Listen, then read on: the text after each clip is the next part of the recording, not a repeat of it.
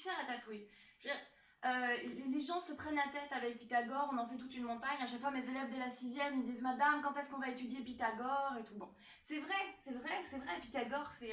Comment te dire, Ratatouille, comment te dire, c'est une découverte majeure dans l'histoire des mathématiques. C'est un très grand mathématicien, grand sportif aussi d'ailleurs, hein, ça tu ne le sais peut-être pas, mais. Et Pythagore, finalement, il nous a permis une chose très simple. Bah, c'est que on peut trouver une longueur dans un triangle rectangle quand on connaît les deux autres. Et ça, c'est quand même hyper pratique. Hyper pratique. Les maçons s'en servent, exactement. Ils te le diront. Non, mais c'est pas la peine de tourner la tête comme ça. Hein. Tu me crois pas, c'est ton problème. Très bien, ouais. Bon. Très grave. Ah bah on était en train de débattre avec Ratatouille sur l'histoire de Pythagore, à quoi ça sert pas, pourquoi on en fait tout un pataquès. Bon, écoute, c'est pas... Je veux dire, oui, c'est vrai, on attend tous Pythagore. Moi, à chaque fois que je dis que je suis prof de maths en collège, on me dit « Ah, Pythagore, Thalès !» Ouais. Ah, bah ouais, c'est vrai. Bon, si t'es en 4e, peut-être que t'as déjà attaqué Pythagore. Et puis, peut-être qu'on t'a dit aussi, ne dis pas Pythagore, mais le théorème de Pythagore.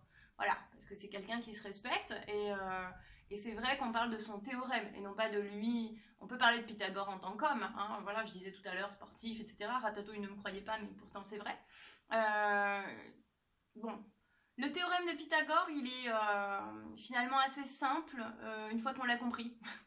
Comme tout ce qu'on fait en maths. Bon alors, je te situe le truc, et le but de cette vidéo est uniquement de savoir écrire l'égalité de Pythagore dans un triangle rectangle. Pour faire des calculs, on verra ça dans une autre vidéo. Alors il y a une vidéo qui dit tout ça, elle est un peu ancienne.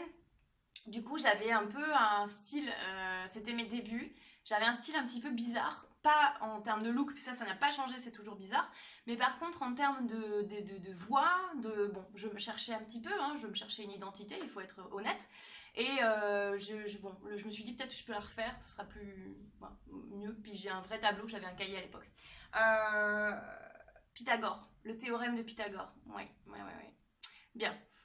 Le théorème de Pythagore, qu'est-ce qu'il te dit? Il te dit, si tu es devant un triangle rectangle ou toute situation ressemblant à un triangle rectangle ou pouvant se modéliser par un triangle rectangle, le voilà, le triangle rectangle avec un angle droit qui est codé ici par un petit carré.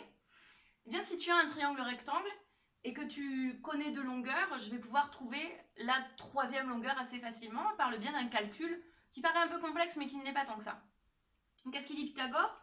Il dit que dans ce triangle rectangle, en fait, il y a une relation entre les trois longueurs. Elles sont liées, toutes les trois. Voilà, c'est des super copines. L'une ne va pas sans l'autre. D'ailleurs, tu le vois que l'une ne va pas sans l'autre, puisque tu as ces trois longueurs qui sont reliées par trois sommets. Et les deux longueurs ici sont reliées par ce sommet, ces deux-là par ce sommet, etc. Donc, tu vois bien qu'elles sont indissociables, ces trois longueurs. Si j'appelle ce triangle A, B, C, oui. Si j'appelle ce triangle ABC, je constate que j'ai placé le point A sur l'angle droit, d'accord? Et les points B et C le long d'une grande longueur qui fait face à l'angle droit, qui est opposé à l'angle droit. Et bien cette grande longueur qui est de l'autre côté de l'angle droit par rapport aux deux longueurs qui le longent, cette grande longueur ici, on l'appelle en mathématiques l'hypoténuse. Voilà. Alors, avec une orthographe un tout petit peu complexe, H-Y-P-O-T-E-N-U-S-E, j'aurais dû dire E accent aigu, mais je suis un petit peu rebelle, donc je dis E. Cette hypoténuse, c'est le plus long côté dans un triangle rectangle. Tu peux t'amuser à mesurer n'importe quel triangle rectangle, tu peux passer ta soirée à ça si tu veux, construire plein de triangles rectangles, et puis tu mesures, tu verras que c'est toujours le plus long côté, celui qui a la longueur la plus grande. Bon, alors ici, il s'agit de la longueur BC. BC est la longueur la plus grande. Eh bien, que te dit Pythagore? Il te dit que cette longueur la plus grande, elle a une relation avec les deux autres. On va l'obtenir à l'aide des deux autres. Alors, qu'est-ce qui se passe dans un triangle rectangle? Bon, mais grosso modo, il se passe que cette longueur multipliée par elle-même, additionnée à celle-ci multipliée par elle-même, va te donner celle-ci multipliée par elle-même. Mais alors, pourquoi? Eh bien, c'est très simple. Il y a sur Internet une petite vidéo qui circule à ce sujet et qui est très bien faite, qui montre une espèce de roue avec un triangle au milieu. Voilà, je vais te le dessiner en petit pour avoir la place de tout te mettre. Et puis il y a des grands carrés, voilà, qui sont construits à partir des côtés de ce triangle. Donc tu vois, ce carré ici, il a les mêmes dimensions que l'hypoténuse de mon triangle rectangle. Ce carré ici, il a les mêmes dimensions que ce côté de l'angle droit. Et puis ce carré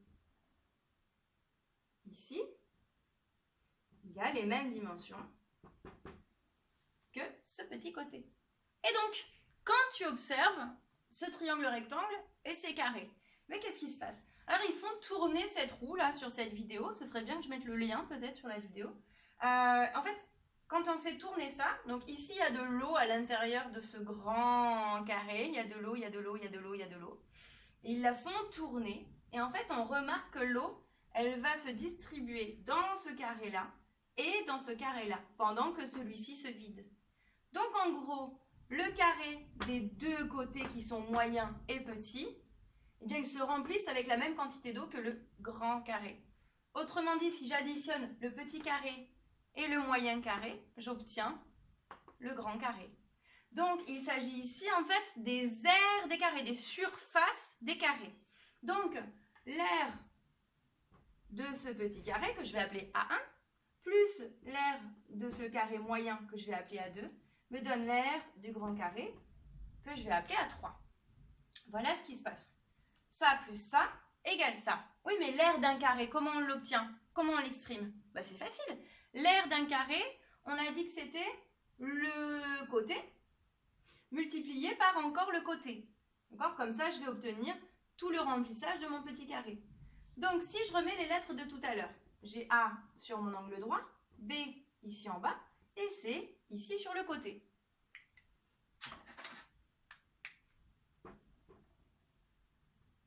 On essaye de trouver l'aire de A1. Ici, l'aire de la surface A1. Alors, qu'est-ce que ça va me donner? Eh bien, si je regarde, j'ai dit que ça faisait côté fois côté. L'aire d'un carré. Donc, on entend carré, côté fois côté. Ça veut dire AB fois AB. Je vais l'écrire ici. A1 égale AB fois AB. Et ça, normalement, tu sais que ça s'écrit AB au carré. Un nombre multiplié par lui-même, je mets le petit 2. Et j'obtiens mon aire. Pour l'instant, je n'ai pas de longueur, donc je ne peux pas faire mieux. D'accord? Donc ici, AB fois AB, AB au carré. Ça, c'est l'aire de mon petit carré. L'aire du carré moyen égale. Bon, ben alors, ce côté, il s'appelle AC. Je vais donc prendre AC que je multiplie par AC. Le côté fois le côté. Le côté au carré. Enfin, l'aire de ma surface A3. 3 égale. Alors, son côté, comment il s'appelle? Tac, ici, BC. BC, que je multiplie encore par BC. Égale BC au carré. Donc, comment j'obtiens les surfaces de chacun de mes carrés?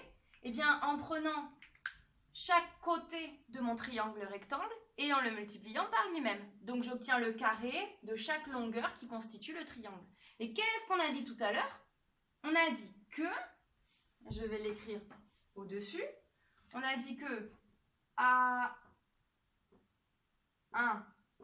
plus A2 égale A3.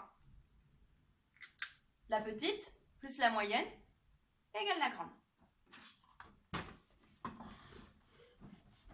Je viens d'effacer ce que je viens d'écrire. Ce n'est pas hyper futé, c'est pas grave parce que je peux le réécrire. A1 plus A2 égale A3. Bon, ben, je vais remplacer par ce que j'ai trouvé. A1, c'est AB au carré.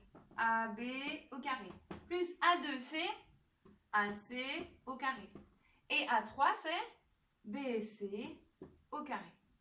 Et bien, Pythagore, en tout cas son théorème, te dit ni plus ni moins la même chose. Comment tu peux écrire l'égalité de Pythagore dans un triangle rectangle? Exactement comme on vient de le faire ici. Alors, qu'est-ce qu'il te dit? Il te dit que le carré de l'hypoténuse, BC le plus long côté qu'on a appelé l'hypoténuse, le carré de l'hypoténuse est égal à la somme la somme c'est bien plus, c'est l'addition, des carrés des deux autres côtés. Le carré de l'hypoténuse, mais voilà ton carré, est égal à la somme, ça plus ça, des carrés des deux autres côtés. Voilà ce que dit Pythagore. Maintenant, comment trouver l'égalité dans n'importe quel triangle sans refaire ton carré à chaque fois? Bah oui, parce que c'est peut-être un petit peu contraignant de réécrire le carré à chaque fois et tout ça. Et bien, il faut se souvenir de ça.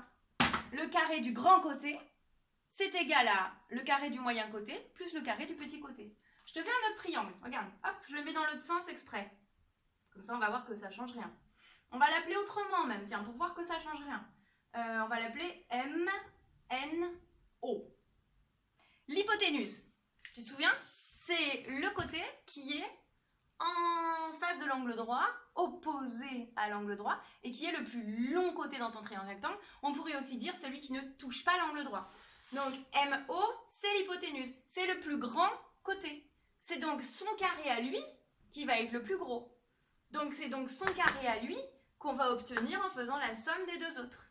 Bon, alors le carré de MO, le carré de MO est égal à la somme, si j'additionne les carrés des deux autres côtés. Bon, bah les deux autres côtés, il ne m'en reste pas beaucoup. MN, le carré de MN et le carré de NO.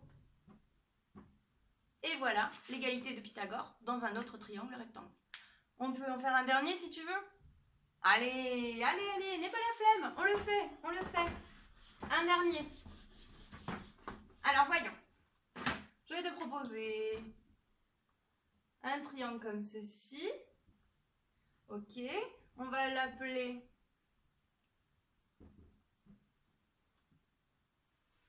SEL.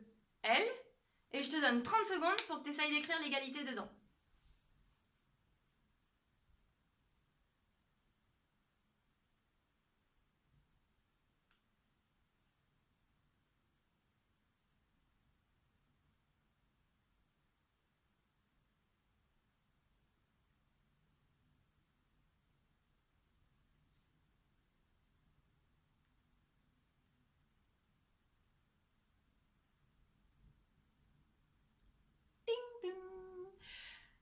Bon, t'as essayé déjà, c'est bien.